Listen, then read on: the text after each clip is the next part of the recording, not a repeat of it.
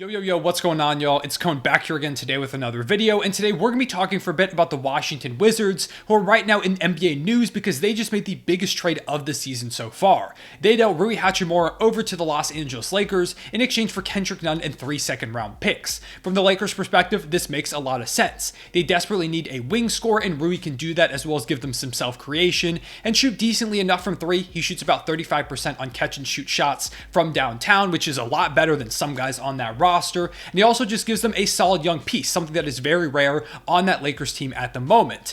As for the Wizards, I don't really like it. You get back Kendrick Nunn, who isn't very good and probably won't be on your team for very long, as well as 3 second-round picks, which I guess, is some draft capital, but you're telling me that Rui couldn't have gotten you a first-round pick potentially, even if it was a slightly protected one, by the time the deadline rolled around and some team got desperate. I kind of find that hard to believe, or at least you could have gotten a better player than Kendrick Nunn for your team right now or for the foreseeable future.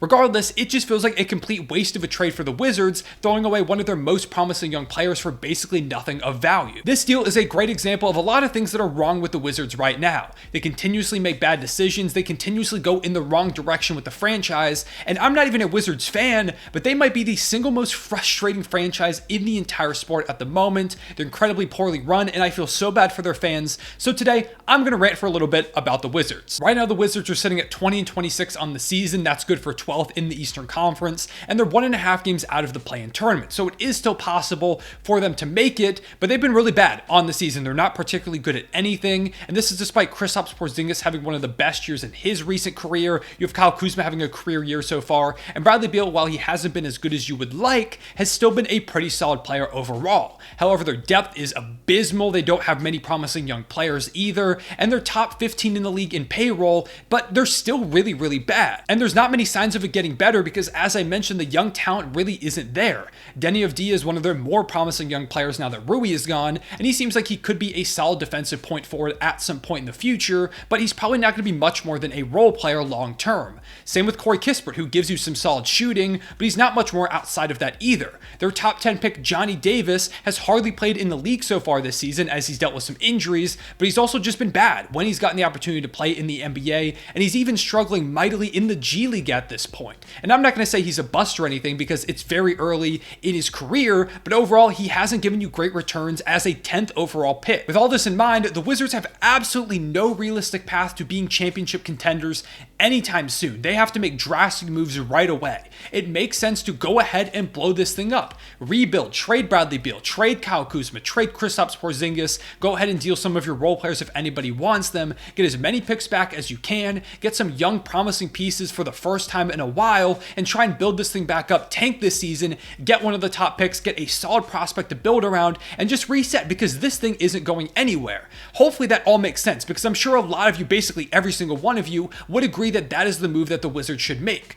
But the Wizards front office doesn't understand that. They will continue to be mediocre for the next 30 years rather than blow this thing up and tank. And that is what's so frustrating with them. It feels like the Wizards have absolutely no desire whatsoever to compete for a championship anytime soon. And if you don't believe me, let's take a look at some of the really mind-boggling decisions that they keep making, because if these are decisions that they're making to try and compete for a championship, they're completely delusional. And the first decision that really just didn't make sense and showed how bad the Wizards are run at the moment was the Bradley Beal contract this past offseason. Last season, the Wizards were straight up bad. They were a bottom 10 team offensively and defensively and finished 12 games under 500. Bradley Beal did get hurt for the second half of the year, but they had basically the same record when he played and when he didn't. So they went to the offseason and Beal was a free agent. And basically everybody, even Wizards fans that love Bradley Beal, were saying, don't re-sign him. Either let him walk completely or do a sign and trade or something. Just don't commit $250 million to Bradley Beal. So you know what the Wizards did? They did exactly that, giving him a $250 million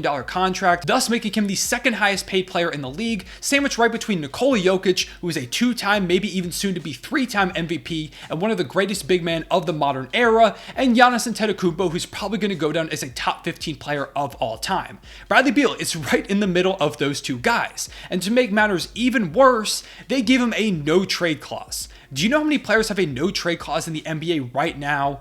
Only one, and it's Bradley Beal. why would you give him a no trade clause? I feel like the only reason you would do that is if you're competing with another franchise to sign him to this massive contract, which Bradley Beal even said himself in an interview, no other teams were offering him this type of money. The Wizards were just like, hey, we want to be loyal to you and give you a no trade clause and an absurd amount of money, which I do understand he's been your, I guess, franchise player for a while now, but at some point you've got to be realistic and let him either walk, which they would have been way better if they just let him go for basically nothing, rather than committing so much money into a player that's never going to lead you to a championship, or at least search for some type of sign and trade if you want to get some type of assets back for him. So the Wizards are now paying Bradley Beal all-time great level money to not be an all-star last season. He's not going to be an all-star again this year, although I will say he's still a good player, but that is an absurd amount of money to give to a guy like him.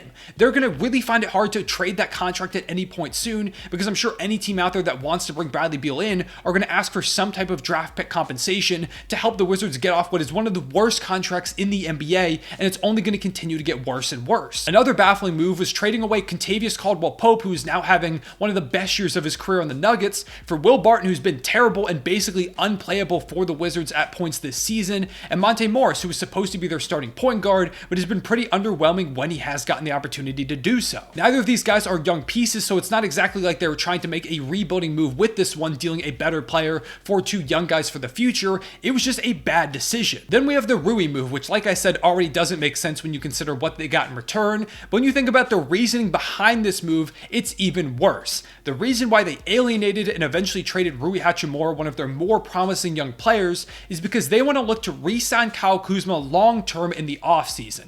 Now, Kyle Kuzma has been really good. Like I said, he's having the best year of his career and has been one of the Wizards' best players so far this season.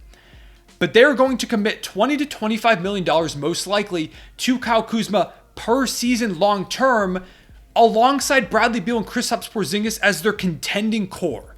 That's what they're going with. Rather than trading Kyle Kuzma now, trying to commit to a rebuild and getting like first round picks or some sort of assets for him, they're going to try and re-sign him this offseason when it already seems like he doesn't even want to re-sign in the first place, which would be a complete disaster if he didn't do that and you didn't even have the chance to like flip him for somebody eventually.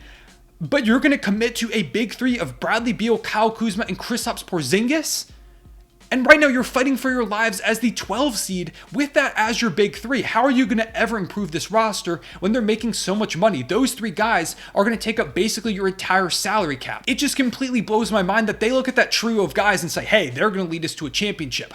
I don't understand what they're looking at. It makes literally no sense to me. Trade him now while his value is high, get some assets, eventually trade Bradley Beal, trade Kristaps, and build this thing from scratch. But they completely refuse to do so and are so stubborn, making all the wrong decisions. This is a somewhat long-term trend for Washington too. Sure, they had some decent success in the mid-2010s with John Wall and Bradley Beal. They went to Game 7 of an Eastern Conference semifinals, although I really don't think those teams were ever true contenders.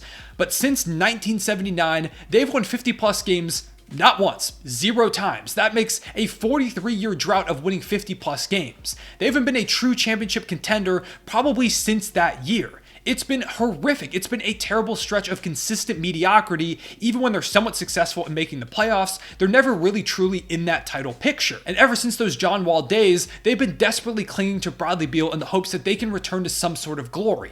It's not going to happen. Blow this thing up, please. They insist on continuously making basically lateral moves. They traded for Russell Westbrook. That didn't work out. Sure, they made the playoffs, but they never really stood a chance when they got there. They traded for Spencer Dinwiddie and Montrezl Harrell and Kentavious Caldwell-Pope to give Bradley Beal some decent role players. That worked out for about 12 games and then they completely fell apart. Now they're trying it again with Kyle Kuzma and Kristaps Porzingis.